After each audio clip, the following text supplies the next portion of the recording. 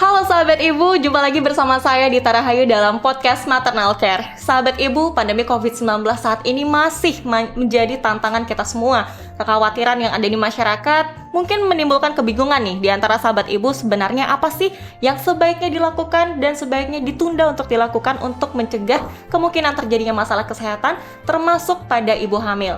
Nah, untuk itu seperti biasa saya tidak sendiri, saya sudah bersama dengan Dr. Muhammad Rizky Nofjumsa, spesialis obstetri ginekologi, selaku pakar kesehatan, dokter spesialis kandungan dan kebidanan yang juga seorang dosen di Fakultas Kedokteran Universitas Mataram. Selamat pagi dokter. Pagi. Sehat dok ya hari ini? Alhamdulillah sehat. Masih semangat mengedukasi masyarakat? Ya, semangat, tetap harus semangat. Baik dokter, pandemi masih belum berakhir, sayang sekali dok ya, sudah tahun 2021 dok ya, masih berlanjut pandemi ya. Dan dokter mungkin bisa diceritakan nih, bagaimana sih apakah ada perubahan derajat kesehatan dari ibu hamil di masa pandemi ini dibandingkan sebelum pandemi dok? Ya, ini sih kita bicara berdasarkan pengalaman ya. Kalau diperhatikan ya memang dari ibu-ibu hamil ini terpengaruh dengan kondisi pandemi, bukan hanya ibu hamil ya sebenarnya. Semua secara umum ya dok ya? Pasien secara umum, bukan hanya pasien yang kena COVID, pasien-pasien yang lain yang datang ke rumah sakit ada ketakutan datang ke rumah sakit, takut tertular sih wajar, tapi yang ada lagi yang takut di COVID kan misalnya, itu yang sampai saat ini stigmanya seperti itu ya. Sehingga ibu-ibu hamil ini kadang-kadang terlambat mendapatkan penanganan karena merasa khawatir dengan kondisi, datangnya juga nggak mau datang mencari pertolongan, akhirnya penanganannya terlambat seperti itu. Kira-kira seperti itulah penanganan yang perkembangan yang terjadi selama COVID ini. Baik dok, dan kita mungkin sahabat ibu juga sudah tahu ya, ada yang namanya pemeriksaan kehamilan atau pemeriksaan antenatal. Nah ini di masa pandemi apakah masih perlu dilakukan dan berapa kali dok idealnya dilakukan di masa pandemi ini? Ya, antenatal care ini penting ya, seperti podcast yang kemarin kita jelaskan bahwa antenatal care ini mempersiapkan baik psikis, terus fisik, terus kesiapan keluarga untuk menghadapi kehamilan dan persalinan. Mendeteksi seperti itu dok ya? Mendeteksi juga penyulit-penyulit yang berpotensi pada kehamilan tersebut. Kalau tanya jumlahnya, sebenarnya kalau dari perhimpunan nggak ada sih kita dikasih batasan kalau masa pandemi harus segini. Tapi idealnya itu memang 6 kali ya. 6 kali kita melakukan pemeriksaan ANC, 2 kali di trimester pertama, 1 kali di trimester kedua, 3 kali di trimester ketiga. Itu ada tujuannya masing-masing.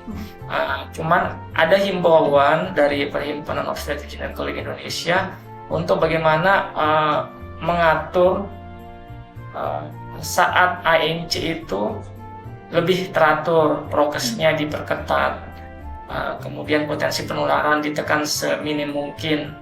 Kalau mau datang harus janjian dulu.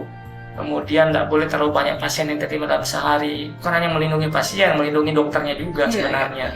Seperti itu.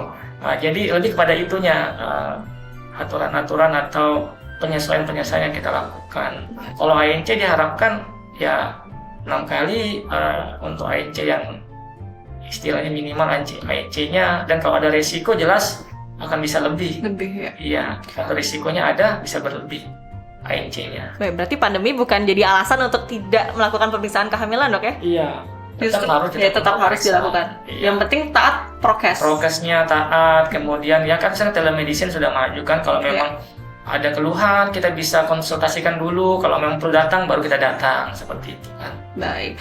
Kemudian dokter, saat ini juga sedang gencar ada vaksinasi COVID-19. Nah sebenarnya ibu hamil ini boleh nggak sih dok ikut dalam program vaksinasi ini dok? Ya, kalau dari rilis Perhimpunan Obstetri Ginekologi Indonesia, penggunaan vaksin pada ibu hamil ini sudah diizinkan ya.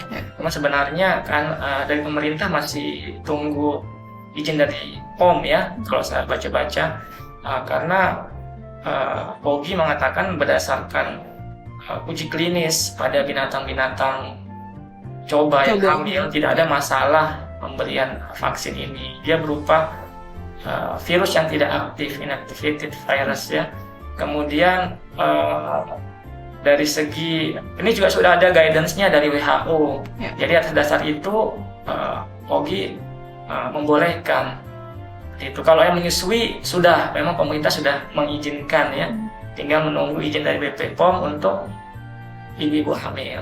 Baik. Sebenarnya perlu nggak sih dok ibu hamil ini juga turut dan ibu menyusui ya? Apakah perlu sebenarnya untuk mengikuti vaksinasi COVID-19 ini? Iya, kalau kita bicara tentang ibu hamil ini adalah risiko tersendiri bagi individu untuk mendapat gejala berat, bahkan gejala yang kritis. Hingga kritis di sini maksudnya sampai butuh perawatan ICU, sampai butuh ventilator seperti itu. Ini faktor risiko tersendiri ini kehamilan. Oleh karena itu, bagaimana kita melindungi kelompok berisiko ini? Salah satunya selain prokes tentunya ya vaksin. Karena kalau dari data sih, ibu hamil dengan yang tidak hamil persentase kenanya itu ya hampir sama. Terus rata-rata memang gejala ringan 86%, tapi ada 5% yang gejalanya kritis sampai butuh ICU, sampai butuh ventilator ada. Dan itu persentasenya hampir sama antara yang hamil dengan yang tidak hamil.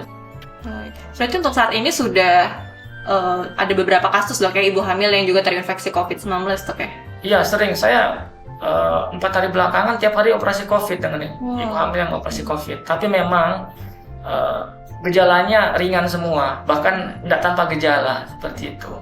Dampaknya kemudian terhadap bayi yang di kandungan bagaimana? Nah, kalau itu sih kalau masalah menyusui ya, maksudnya bayi infeksi transmisi vertikal itu belum terbukti sampai sekarang ada transmisi vertikal ya, termasuk pada proses menyusui juga seperti itu. Oh ya, berarti lanjut ke masalah menyusui dok ya. Berarti menyusui di masa pandemi ini apakah masih apakah pandemi ini bisa menjadi tantangan tersendiri dalam ibu menyusui atau bagaimana dok?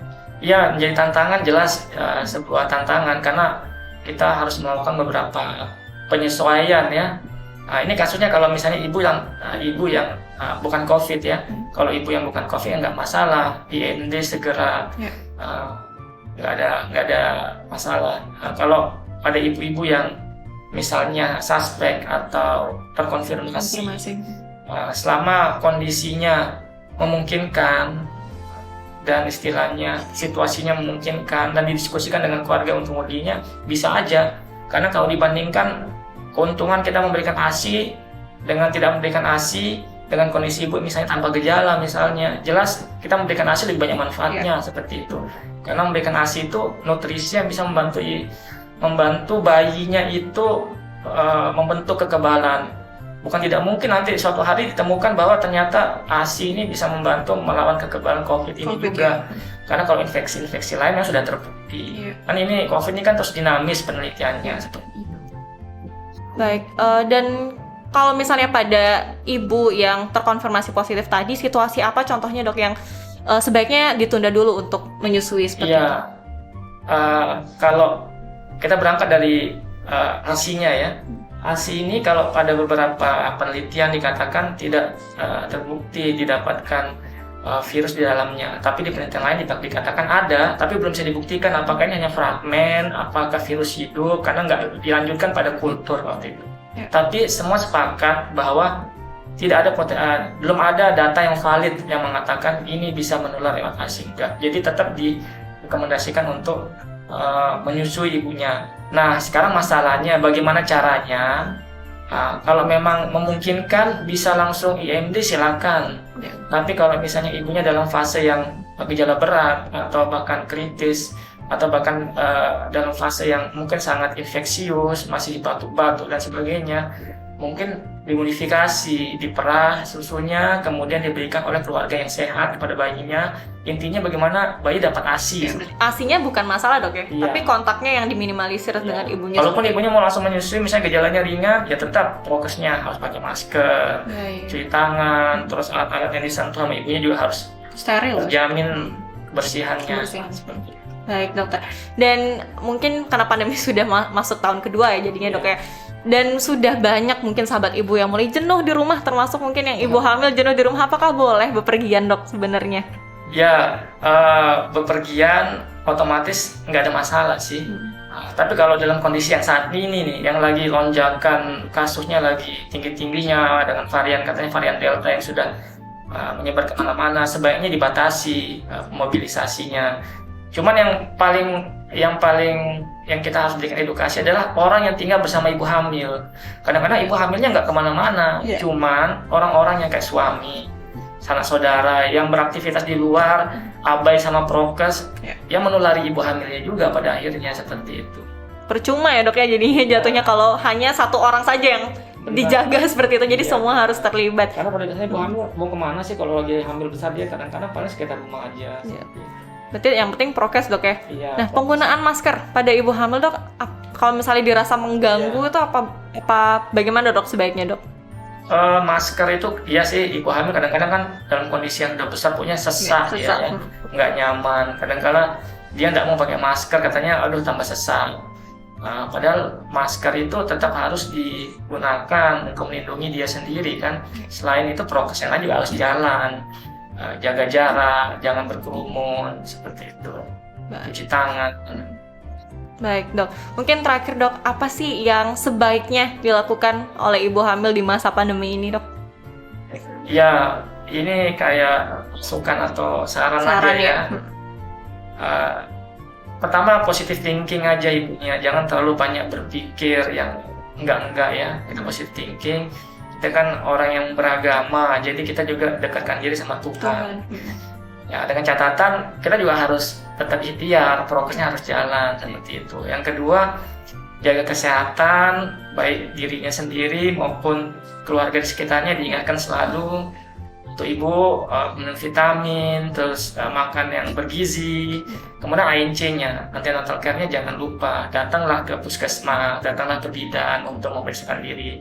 Kalau bidannya suruh datang ke dokter, ya ikutilah saran bidan untuk ke dokter. Mungkin ada masalah yang serius yang mau dikonfirmasi seperti itu. Baik, berarti tidak perlu khawatir dok ya, meskipun di masa pandemi dok ya? Iya, yang penting prokes tetap jalan. Baik sahabat ibu, jadi itu hal penting ya, yang penting prokes tetap jalan, nggak perlu khawatir, jangan sampai stres sendiri dok ya gara-gara pandemi. Nanti imunnya juga turun gara-gara.